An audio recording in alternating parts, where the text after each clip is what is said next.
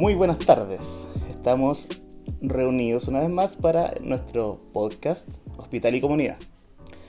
En esta oportunidad tenemos una nueva voz que Gabriela presentará a continuación.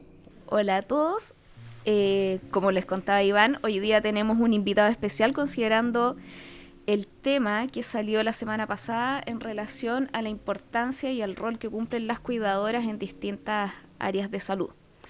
Invitamos hoy día a Javier Jiménez, psicólogo de la Unidad de Oncología y Cuidados Paliativos. Él lleva ya 8 años trabajando en el hospital con nosotros, enfocándose particularmente en cuidadores y en estas áreas, y además trabajó en geriatría.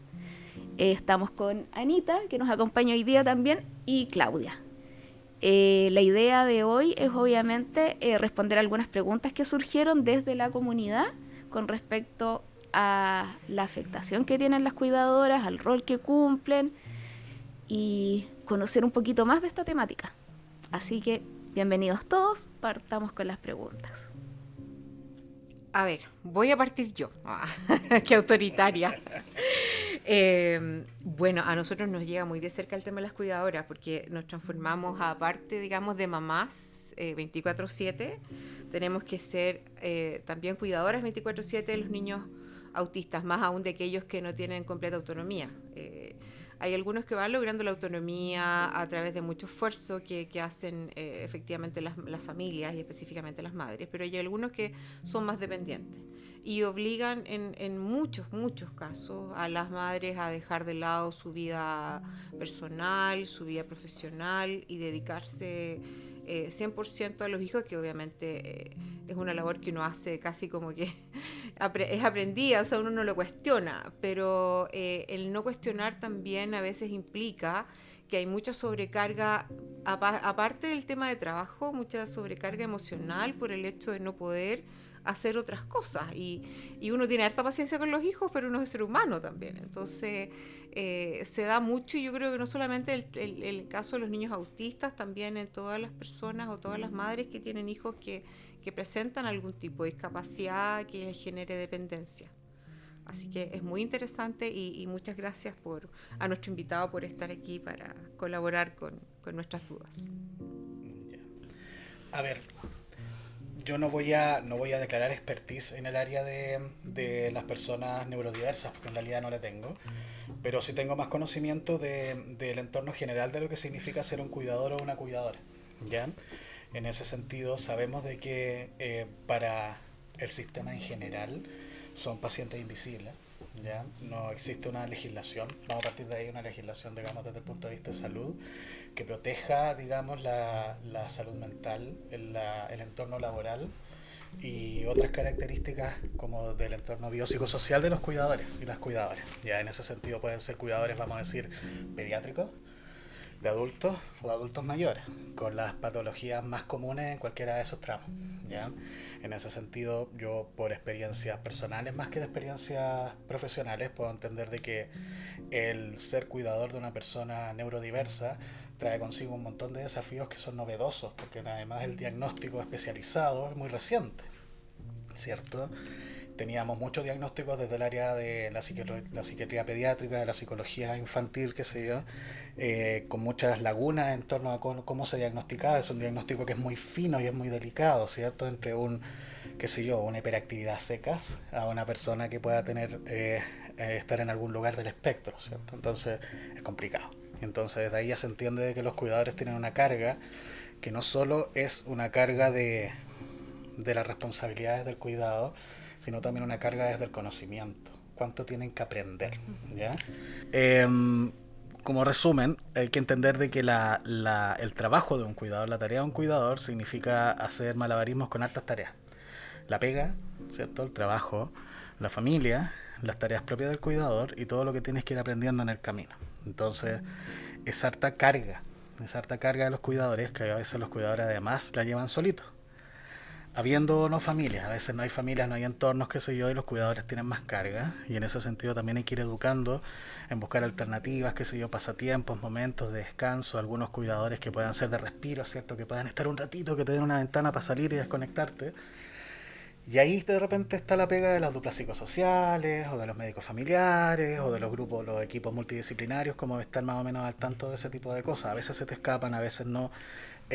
También uno depende mucho de lo que te cuenta la familia, ¿ya? No siempre te relatan las cosas de la misma manera. A veces les da vergüenza, a veces sienten que se la pueden, a veces es parte del desafío, ¿cierto? Ser un cuidador. Yo me propuse cuidar a esta persona de esta manera, que sé yo, lo quiero hacer solo, no necesito ayuda de nadie. Y a veces se necesita, en general los cuidadores necesitan ayuda, como te decía, por último por un respiro. ¿Ya? Manejar la culpa, que significa querer descansar un poco del cuidado. ¿Ya? Aparecen todas estas emociones de que estoy hasta aquí, no aguanto más, qué sé yo, no porque no quieras, no es una falta de amor, sino que es un agotamiento, que es general. Entonces todas cuidadores de respiro, que son personas de confianza, ¿cierto? Te permiten tú tomarte, qué sé yo, una tarde o un día viernes, irte a tomar un trago con los amigos, qué sé yo, dormir una siesta, ver una película, tratar de desconectar tu cabeza de que en la casa está pasando algo cuando yo no esté, ¿ya? Entonces todo ese tipo de cosas a veces requiere de que la labor profesional sea psicoeducar, ir orientando por dónde va a ir, qué te va a pasar, qué sé yo, siempre que la persona también lo quiera, no lo podemos obligar.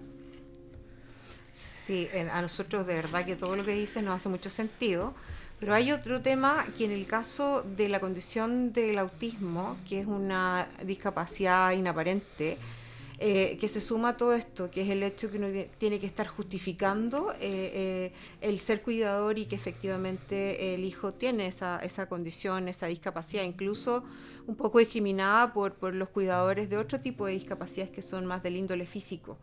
Porque mi hijo camina, pero si yo lo dejo en una esquina, me descuido un segundo, se me arranca y lo atropello un auto, ¿te fijas? Entonces es otro tipo de... hay que estar en alerta constante. Incluso en la casa, porque en el caso mío, todavía en el segundo piso de mi casa las ventanas tienen tornillos, porque él se podía tirar por la ventana, saltando, jugando o mirando para afuera, sin ningún tipo, digamos, de conciencia del riesgo. Entonces, el estar en alerta máxima todo el rato es terriblemente agotador.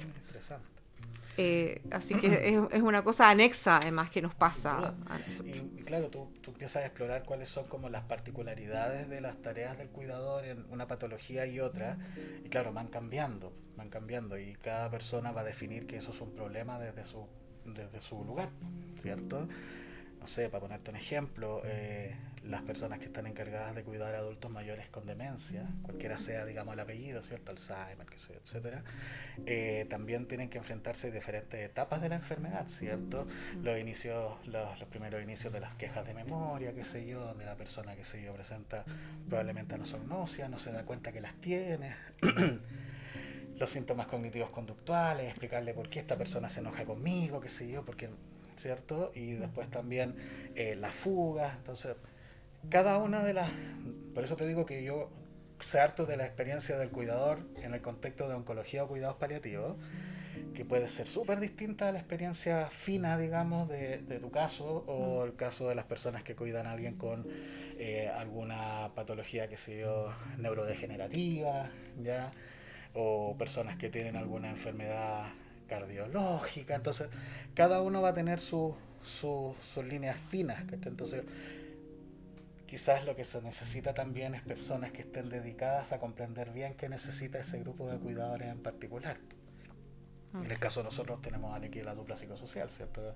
En oncología y cuidados paliativos, que eso es parte de nuestra pega.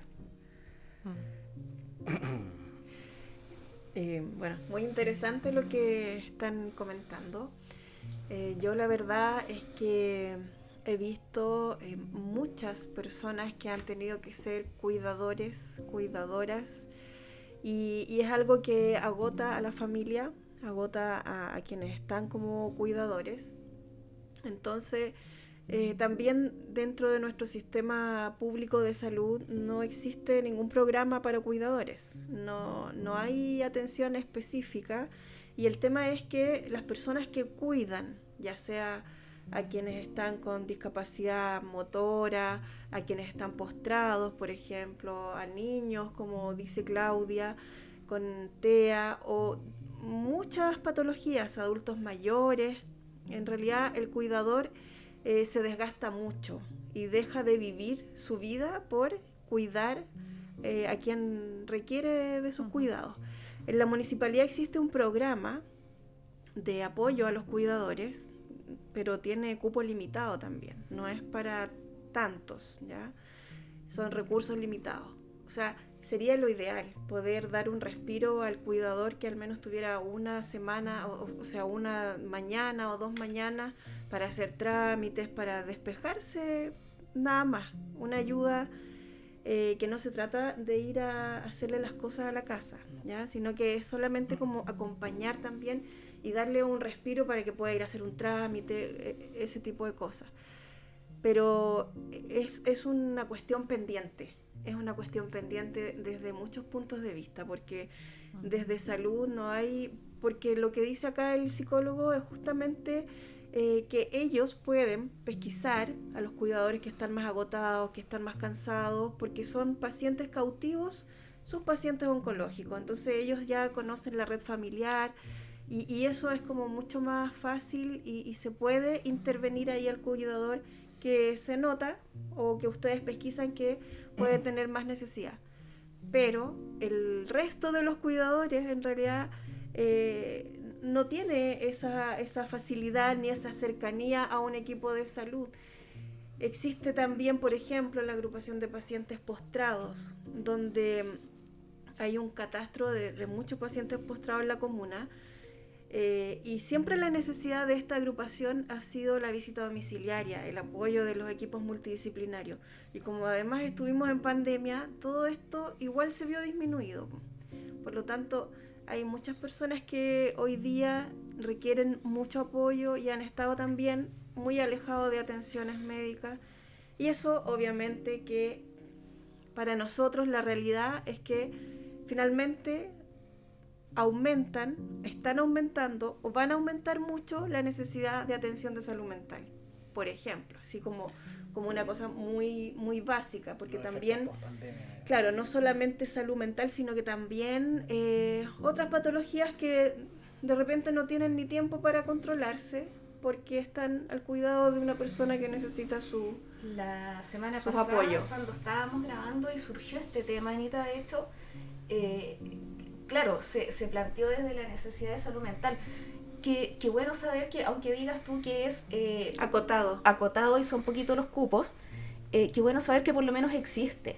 Ya hay algo fuera de lo que nosotros tenemos como institución, que obviamente se enmarca dentro de la geriatría y la oncología. Claro, es para adultos mayores, pero hay algo ahí que apoya a la comunidad. Claro, porque de repente, desde lo que dice Claudia, yo también soy mamá de autista y me toca también vivir el otro lado del cuidador desde oncología, y es increíble como de repente uno solamente necesita alguien con quien conversar y que te saque del tema. En el fondo, que te dé un respiro, media hora, 15 minutos, pero salir un poco de esta realidad en el fondo que te desgasta, que te agota y que es bastante compleja. Yo los felicito de verdad como municipalidad. Ojalá tengamos en el futuro más recursos para esto, porque efectivamente yo creo que va en aumento. Va en aumento, tal como dices tú, porque con la pandemia las enfermedades crónicas que comúnmente tienen los adultos mayores y comúnmente además los cuidadores son personas que van hacia la edad de adulto mayor, poco se vieron en esos tiempos.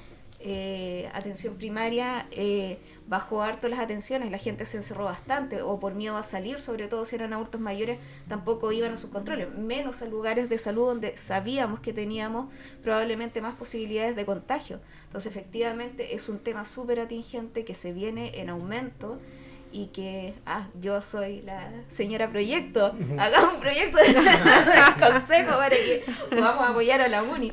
No, pero me parece que es súper bueno y yo de verdad los felicito por eso. No tenía idea que esto lo estaban abordando, y aunque sea una persona o dos, yo creo que ya es un tremendo aporte. No recuerdo los cupos exactamente, porque sean 50 aproximadamente. Pero sí aumentaron este año a lo que había el año anterior, aumentaron alrededor de 5 cupos más, pero claro, la idea es poder ir potenciando estas iniciativas, porque en el fondo es mucho el beneficio y de repente no son tantos los recursos para el beneficio que entrega igual, porque en el fondo alivia a una persona y esa persona nunca está sola, siempre está dentro de un grupo familiar, entonces viene como el alivio para todos, porque si la persona está bien, obviamente eso se queda reflejado en el grupo familiar. Claro, ese punto del grupo familiar es súper importante, porque como te decía hace un ratito, se observa de que no todas las familias son iguales, no todas las familias tienen la misma cantidad de personas, qué sé yo, involucradas en el cuidado, pero también hay pega, pues hay que organizar a las familias, de repente hacer reuniones, qué sé yo, porque no todos dimensionan lo que significa la carga del cuidador. A veces algunos piensan que, voy a poner ejemplo de la familia, acá tenemos una dispersión territorial que es bien especial, a diferencia de otras regiones, ¿cierto? Tenemos poca población, muy dispersa, súper separado en diferentes lados, uno vive en Chile Chico, el otro está, que yo, en Cochrane, el otro está en Chacabuco, y se llaman por teléfono y con eso estamos bien, ¿cierto? Oye, ¿cómo estás? ¿Qué sé yo? Casi siempre se le carga la mano a uno. Entonces queda un cuidador con toda la carga del cuidado, a veces suena feo así la carga, digamos todas las responsabilidades del cuidado, y el resto quedan como satélites viendo lo que pueda necesitar, pero no necesariamente esas personas pueden entregar o entienden que lo que se necesita a veces es ese respiro, ¿cierto? Es ese reemplazo, pero además tiene que ser un reemplazo que el cuidador principal, el primario, lo considere como adecuado, po. Confiable, ¿cierto? En el caso tuyo, como te digo, yo desconozco mucho el tema de los niños con autismo, pero entiendo de que habiendo ciertas particularidades en su conducta, vas a necesitar a alguien que primero tenga cierto vínculo con él, que se conozcan, qué sé yo. No puede ser un pelagato que llegue y dice que tengo que ayudar hoy día y con eso estamos bien. Hay un proceso de vinculación, de confianza, y eso pasa en realidad con todos los cuidadores, porque además hay un proceso de familiarización. Vuelvo a los adultos mayores, imagínate los adultos mayores con Alzheimer, para darte una de las demencias, no reconocen a sus cuidadores. Esa a veces no reconocen a los cercanos y menos a las personas. Integrar a una persona, meter al entorno, una persona desconocida que con mucha facilidad va a ser olvidada, entonces genera sobrecarga. Y la sobrecarga del cuidador lo que puede generar es un síndrome que se llama la claudicación familiar, y es que al final dice, yo no me hago más cargo de esta cuestión. No va a pasar contigo, con mamá, ya no va a pasar con las mamás, pero cuando hay cuidadores terceros, qué sé yo, tíos, primos, qué sé yo, como que se van bajando del bus, se van desapareciendo, y eso es porque en el fondo están apareciendo algunos procesos de sobrecarga que hacen de que las personas claudiquen, porque la familia llega un momento que no tienen herramientas para seguir cuidando, y ahí en el fondo lo que sufre es la calidad de vida del paciente. Es cierto, bueno, los niños autistas efectivamente son muy vinculares, o sea, ellos necesitan, y a veces alguien puede tener muy buena disposición, pero si no hay feeling, no hay química, no pasa nada. Claro, sí, es cierto. Por eso es difícil encontrar una persona que uno pueda delegar el cuidado, una niñera o... Claro, que hay que entenderlo, si uno como adulto, complejo, digamos...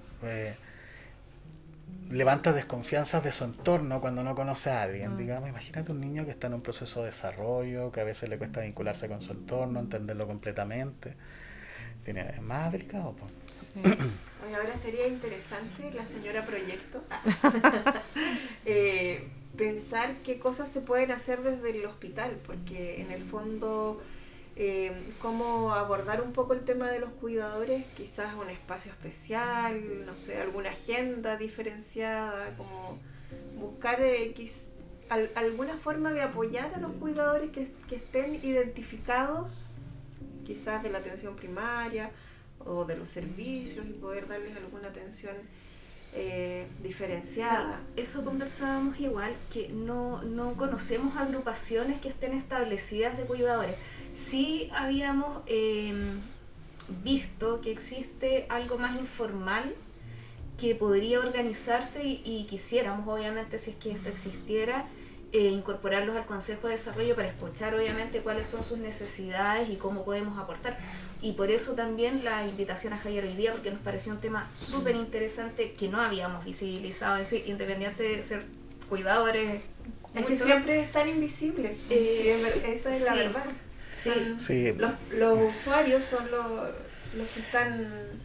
Pero es un tema que está como siendo bien emergente, porque hace pocos días atrás yo recibí un llamado que lo recibí con mucho entusiasmo, y ojalá que funcione la tarea que quieren hacer, de una alumna de la Universidad Aysén, ella es trabajadora, estudia trabajo social, y ella quiere hacer un estudio de las cuidadoras informales. Entonces nosotros, claro, tenemos 155 familias anotadas en nuestra asociación, y yo creo que muchas de ellas van a querer contar su propia experiencia, y yo no conozco el instrumento todavía que van a utilizar para evaluar.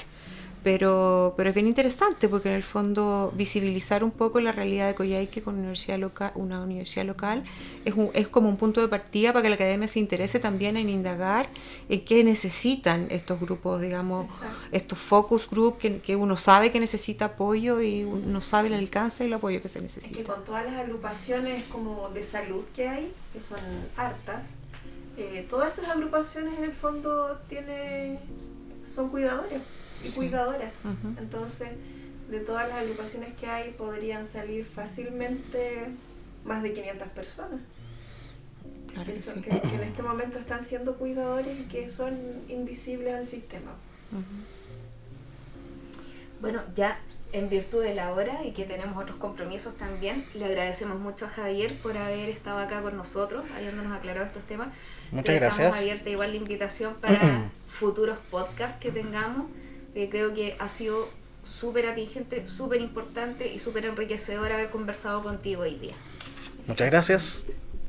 Bueno, claro, como decía Gabriela, ya estamos terminando y por supuesto se agradece la participación de todos y los dejamos invitados para seguirnos en Spotify, en nuestras redes sociales del hospital, donde vamos a estar publicando esta conversación, este trabajo, este proyecto.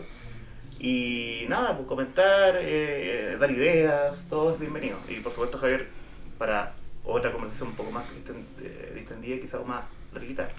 Ni un problema. Cuando quieras.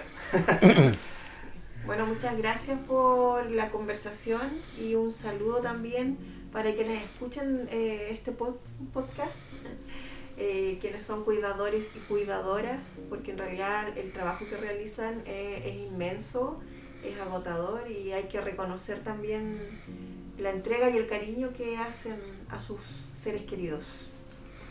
Muchas gracias por el tema, me encantó el tema, y bueno, como decía Iván, escúchennos y propongan otros temas que les puedan parecer interesantes para que podamos abordarlo más adelante.